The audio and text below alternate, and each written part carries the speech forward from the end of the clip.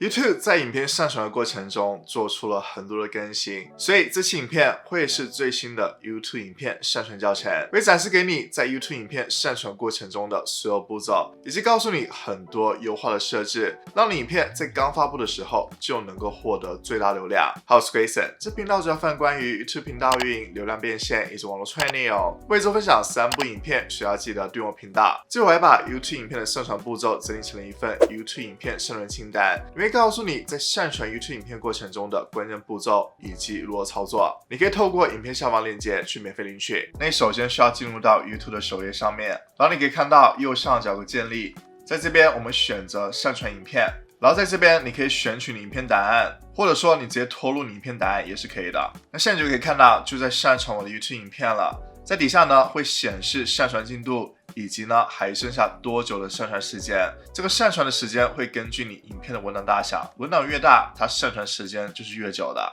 那好处就是呢，在上传影片的过程中，我们是能够填入影片的信息的，并且呢做好优化设置。那首先呢就是要加入影片的标题，那标题非常重要，它决定了观众是否要点进的影片。那如果说你在设定影片的标题的时候有些困难，那我推荐你去使用 vidIQ 这个工具。那我也安装 vidIQ 这个工具，那你可以透过影片下方链接去开始使用 vidIQ。我可以点击这个标志，那这边呢虽然它是英文，但是你输入中文也是可以的。那它首先会问你的影片是讲关于什么的。那这边呢我就简单的描述一下，我这部影片是讲 YouTube 平台功能设置更新，然后呢2025年 YouTuber 是需要知道这些更新的。在底下呢你可以输入一些关键词，从而呢是增加你的影片被推荐的程度的。那我输入了这2个关键词，那在底下呢会让你输入情绪，那在底下呢会有不同的情绪，通常来说我会使用好奇的情绪，然后呢我就让 vidIQ 去帮助我去生成影片的标题。那就可以看到 vidIQ 就帮助我生成了影片的标题了。那这些标题看上去呢都是能够去激发起观众的好奇心的。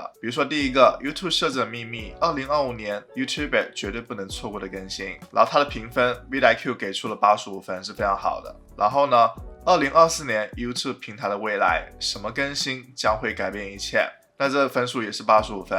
然后呢你不知道的 YouTube 更新，2025年 YouTuber 需要马上知道的设置，那这也是能够非常好的激发起观众好奇心的。那这分数呢也是85分。那我个人觉得这个标题是非常符合我的内容的，并且呢能够有效的去激发起观众好奇心，然后呢增加我的这部影片的点击率的。所以呢我就可以点击这个标题，那你就可以看到它的标题就出现在这边了。然后再往底下你可以看到这个就是让你输入影片的说明。你可以看到我在上传影片的过程中我没有输入任何的说明，这边就已经有很多的文字信息了。那是因为呢我做好了默认上传设置。那想要去做好默认上传设置，你需要进入到你 YouTube 工作室里面，然后选择设定。那这边呢选择预设上传设定。那这边你可以看到就有说明栏了，在这边呢你就可以加入你每部影片都要包含在说明栏里面信息的。那你可以看到有我的一些链接，然后呢我自己的课程链接，以及呢我推荐的一些实用工具的链接，还有呢我的免费资源、合作邀约，以及呢推荐给观众观看的其他影片的链接，我都会放到这边。因为这些信息呢都是我每部影片需要包含的。那描述栏最重要的就是你需要包含关键词、链接以及时间轴。那你可以在影片的描述的最上方的区域呢去加入符合你影片内容的一些简单的描述。那这个描述呢是用自然的语言去包含一些关键词的，这样呢是能够去让观众更容易的发现你这部影片的。那我也可以使用 vidIQ 它的一个功能，就是能够帮助我去写出影片的描述。那在这边呢我可以把关键词去输入到这边，然后呢我就选这个 generate。 那现在你就可以看到它就帮助我去生成了3个描述了，然后每个描述呢都是含有我刚才输入的关键字的。比如说第一个描述就是在这个视频中我们将分享2025年 YouTuber 需要知道的重要设置，以保持最新的 YouTube 平台更新。如果你想要在 YouTube 上成功，一定要注意这些重要的设置。然后呢这是第2个描述，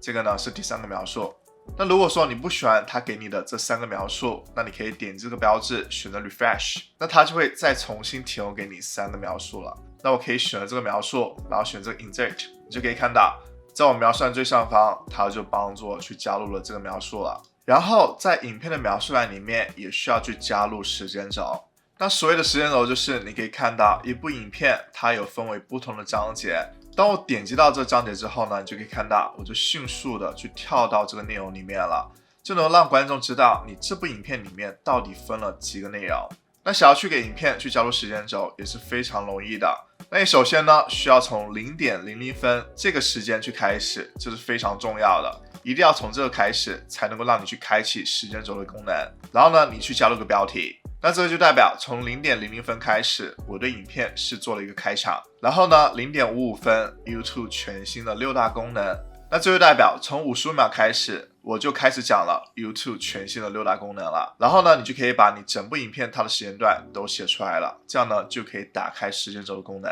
那接下来呢，就要去上传你的 YouTube 影片的缩图了。那这是很重要的， YouTube 影片它的话题、标题还有缩图是决定观众是否要点击你影片的最重要因素。那这边呢， YouTube 影片它的缩图你需要去至少是1280像素乘以720像素的16:9的格式，然后呢不能够小于2MB， 以及呢它的格式是 JPG、PNG 或者是 GIF 格式都是可以的。那这边呢你可以选择上传答案。那其实呢 YouTube 还有一个自动产生缩图的功能，那我更建议大家呢去上传你自定义的缩图，也就是你设计好的缩图，然后呢去作为你影片的封面，这样呢是能够提高你影片的点击率的。那现在呢，你就可以看到，我就上传了我 YouTube 里面的缩图了。然后呢，你可以点击这3个点标志，你就可以看到，现在 YouTube 呢，它有一个新的功能，就是测试和比较。那它的功能就是，你可以上传最多3张的图片，然后呢，你去比较一下观众比较喜欢哪一张。那这个功能呢 ，YouTube 会比较缩图的点击率以及呢观众的观看时间。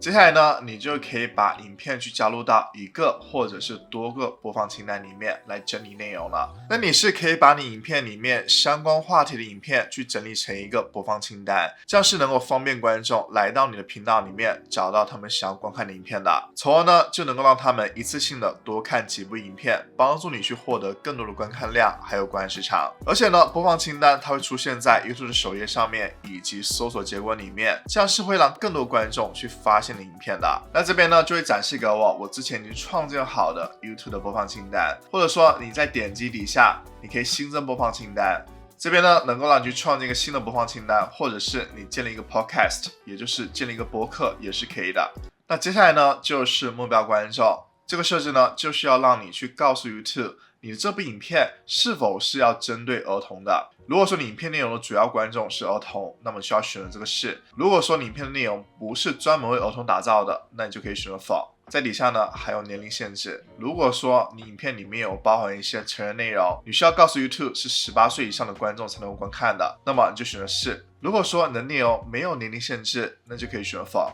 那在底下是付费宣传设置，如果说你有接业配，有其他的商家付费让你进行产品的推广，那需要去勾选这个选项。那这个呢只是一个告知说明，并不会影响你影片的流量的。接下来一个设置是变造内容，如果说你内容里面有符合以下的描述，你就要勾选是。内容中真实人物的言论与动作并非本人实际作为，也就是说你用 AI 技术做出一个假的名人，然后呢让他说出一些言论，但是呢，这并不是本人真实的言论。如果是这个情况，你就要去告知 YouTube， 这是一个变造内容，或者说实际事件或者地点的影片片段经过加工了。比如说你制作起了一个战争类的影片，但是呢，你是用 AI 做的，不是真实发生的，你也要告知 YouTube， 这是一个变造内容。或者说呢，出现看似真实但是从未发生的场景，比如说呢，你做出一个 UFO 的场景，但这不是真实的，是 AI 做的，也要告知 YouTube 呢，这是一个变造内容。所以呢，不是说你用了 AI 去制作影片内容就是变造内容的，你需要根据 YouTube 提供的3个选项来判断是否是变造内容。然后底下一个设置是自动建立章节，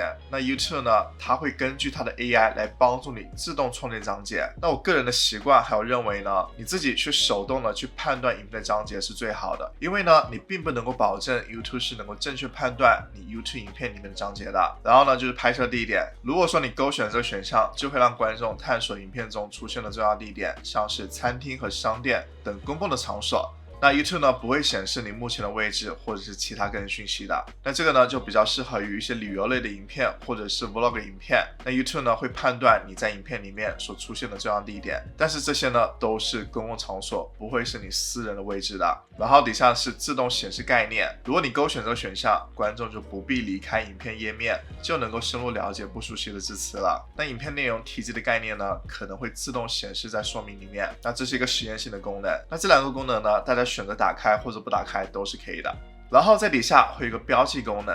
那其实现在 YouTube 已经非常明确的告诉你了，如果说观众经常使用错别字来搜寻的影片内容，那就可以用标记来增加观众找到影片的几率，否则的话呢，标记对影片的曝光度是没有太大作用的。那我个人认为呢，如果说 YouTube 还保留了这个设置，我们就可以在这边去输入一些和影片内容相关的标记，这样呢是能够进一步的去优化我们的影片的，即使呢它的作用是现在比较小的。那而且呢，我们可以使用 vidIQ 这个工具。那在这边呢，我输入了关键词了，然后呢按住键盘上面逗号，就可以生成一个标记了。然后呢，我可以点击这个标记，那这边呢 vidIQ 就帮助我生成了很多相关的标签，它会告诉我这些标签它的搜索量有多少。比如说这部影片也是有关于 YouTube 赚钱的，我就可以选择这个标记，然后点击添加，然后也是 YouTube 教学、自媒体，这些都是能够去添加到我标记里面的。那现在你可以看到，刚才我添加的标签就在我标签栏里面了。那底下呢有语言和字幕认证，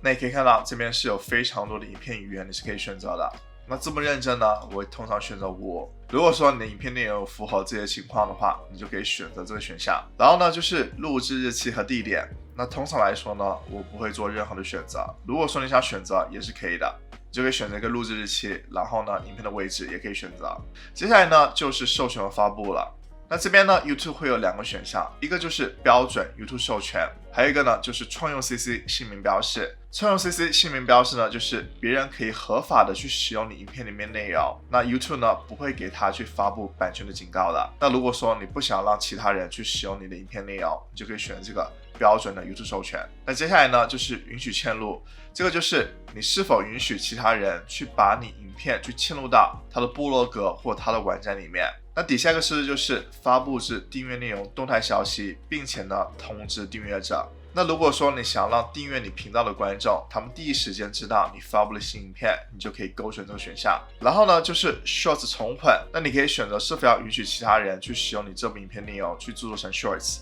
你可以允许其他人去重混你影片和音讯，也可以仅允许去重混音讯，又或者是完全不允许重混，都是可以的。那接下来呢，你需要选择影片类别。那虽然说这边 YouTube 会告诉你，你需要去为影片去新增类别，这样呢是能够方便观众更轻松的找到影片，但是 YouTube 内部的工作人员已经明确说到了，这个设置呢对于影片的推荐量来说没有任何的影响，所以呢你就选择这里面最适合你影片的类别就可以了。接下来呢就是留言与评分，我建议大家都需要开启，这样呢观众就能够给你影片进行留言了，去增加影片的互动率。但是呢你可以选择留言管理，那我个人呢是想要去严格的去管理我的留言区的，这样呢就会更加严格的去拦截含有不当内容的留言。接下来呢就可以选择留言的排序顺序了，你可以选择评分由高至低，或者是按照发布时间去进行排序。然后底下呢，你可以选择是否要显示有多少观众喜欢这部影片。那我建议大家呢，也是让它显示的，这样呢就能够让观众知道你这部影片有多少人喜欢了。还有呢，就是公益计划，你可以新增募款活动去到你影片里面，你就可以按照这样子去进行设置了。那在右上角呢，你可以看到 vidIQ 会给你一个优化的分数，我们可以选打开。那到目前为止呢，我的优化分数是88分的。我的标题呢，能够激发起观众兴趣，明确的阐述了我这部影片的主要内容，以及呢为什么观众需要观看。然后呢，我的标题是非常容易理解的，并且呢我的标题不是很长。那我没有得到分数的就是我的影片的描述呢不够长，我需要再增加一些影片的描述。然后呢，我的章节功能没有完成，以及呢我还没有加入我的片尾画面。那这个呢之后我们都是能够去调整的，去更好提高我们的优化分数。然后呢我们就可以选择下一步了。如果说你频道已经开通了广告盈利了，你就会多一个这个步骤，也就是盈利步骤。在这边呢我们可以选择开启我们的广告盈利。那由于我这部影片呢它是超过8分钟的，所以呢我是有资格在影片的中间去加入更多广告的。那如果说你不想的话，你可以直接把它取消勾选，那你影片的中间呢就不会出现广告了。那如果说你想要去赚取更多广告收入，我是建议大家去开启这个功能的。然后在这边呢，你可以选这个查看放送时间点，这个功能主要就是你可以在影片的中间去加入广告插播点，比如说在这个时间点我选这个广告插播，然后再移动这个时间轴，在这边再选择加入一个广告，再选了一个时间点再插播一个广告。你可以加入无数个广告，但是不是说每个广告插播点都会出现广告的。 YouTube 呢它会根据观众的观看行为去优化影片出现的广告的。然后呢你就可以选择继续了。接下来呢，可以选择下一步。这边呢，我们需要去检查广告的合适度。那这个环节，我希望大家都能够去真实的填写你的影片内容、标题、说明或者关键字是否有含有以下内容，比如说有不当用语、成人内容、暴力内容、骇文听闻内容等等。然后你点开一个之后，里面会有更详细的解释。那我影片内容呢都是非常正常的，所以呢不会包含以上这些信息，我就可以勾选这个选项，不包含上述内容。那我这个自评结果呢就是适合放送广告的，然后就可以提交这个评估结果了。那 YouTube 呢它本身也是会去扫描你影片内容的，去看一下有没有包含这些信息。那如果说你提供的评估结果和他们检查出来的结果不一致，那你影片呢很有可能就会被取消盈利状态的。然后呢就可以选下一步了。接下来呢就需要新增影片的元素了。第一个呢就是新增字幕。那如果说你为影片提供了字幕了，就可以让影片触及到更多的观众。所以呢，我建议大家都能够去提供影片字幕。这边呢，我可以选择新增，然后选择上传答案。这边呢，我会选择包含时间码，选择继续。那这边呢，我就新增了影片的字幕了，然后选择完成。那接下来呢，就是新增片尾了。这个片尾画面呢，是会出现在影片的最后20秒的。我选择这个新增。那这边你可以选择添加元素，你可以添加影片、播放清单、订阅、频道或链接。那通常来说呢，我是推荐大家去新增影片的。那现在你可以看到，就出现了一个影片的框了。那你可以选择让它显示成最新上传的影片，或者是让 YouTube 自己去判断最符合观众喜好的影片。而我最推荐的就是你选择特定的影片。那这边呢，你就可以搜索相关的影片了。比如说我添加这部影片，然后呢，我可以挪动它的位置，因为在我的片尾的时候，我一般都会有这个指向性的动作，所以呢，我需要把它放到右边，然后呢，调节一下它的出现时长，它只会在这个时间点才开始出现。然后呢，就可以选择储存了。在底下呢，你可以新增资讯卡。资讯卡呢，是你能够在影片的任何时间段去推荐相关的影片内容的。那通常来说呢，我是建议大家在影片的后半段去新增影片的资讯卡，这样呢会让更多观众能够留在你的影片里面，不会呢去影响到这部影片它本身的续看率。我可以选择影片，然后添加一部影片。那这边呢，我就添加个资讯卡了，它是会出现在影片的右上方的。我可以选择再新增。那下来呢，我就新增了3个资讯卡了，然后就可以选择储存了。接下来呢，就可以选择下一步了。那在你上传影片的时候呢，那 YouTube 呢也会检查你在影片里面是否有著作权的问题，以及呢广告的合适度。那我们不需要去等待这一步，可以直接呢跳到下一步。那接下来呢就是浏览权限了。我建议大家呢，影片在上传的过程中一定要去设定成不公开或者私人，不要是一上传完就是公开的。因为呢，你需要让 YouTube 去处理影片，并且呢，你是能够去调整你在上传影片过程中所输入的信息的。那你可以在 YouTube 频道的后台设置里面找到这个预设上传设定，然后浏览权限里面你可以选择不公开，这样呢，这个不公开的设置呢就是一个默认设置了。那我个人呢会选择安排时间的。在这边呢，你可以选择影片发布日期，还有呢就是影片发布的时间点，在这边都是可以选择的。那你也可以选择呢，从会员专属转换为公开。在这个储存和发布里面呢，你还可以看到还有频道会员专属，也就是如果说你频道有开通会员了，然后这部影片呢是给会员看的，你就可以勾选这个选项。这样呢，我们就可以选储存了。你可以看到我的影片还在上传当中，然后我可以点击这部影片。所有上传的设置呢，你在这边都是能够去修改的。你可以透过影片下方链接去开始 vidIQ 的免费试用，去帮助你优化影片。如果你打算在2025年去开通 YouTube 频道，一定要记得看这期影片，